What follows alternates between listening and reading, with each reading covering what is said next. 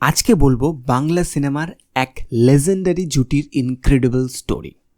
জিৎ আর শ্রাবন্তী, এই দুজনের জুটি মানেই গ্যারান্টি হিট।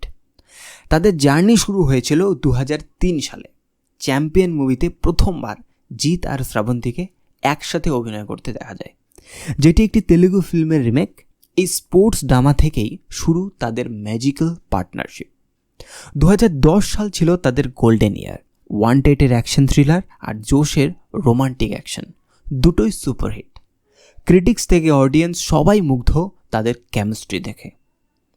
2011 সালে ফাইটারে জিতের ডেডিকেশন দেখে সবাই শকড। 8 প্যাক অ্যাপসের জন্য তিনি অনেক ট্রেনিং নিয়েছিলেন। ফিল্মটা সুপার ডুপার হিট। দেওয়ানাতে গ্যাংস্টারের মেয়ের লাভ স্টোরি, প্রতিটা জেনরাতেই তারা প্রুভ করেছেন যে তাদের পেয়ার মানেই এন্টারটেনমেন্টের গ্যারান্টি। অ্যাকশন থেকে রোমান্স, সব ক্ষেত্রেই তারা বাংলা সিনেমার মোস্ট বেলাভেড জুটি। কোন মুভিটা আপনার ফেভারিট, কমেন্ট বক্সে জানান।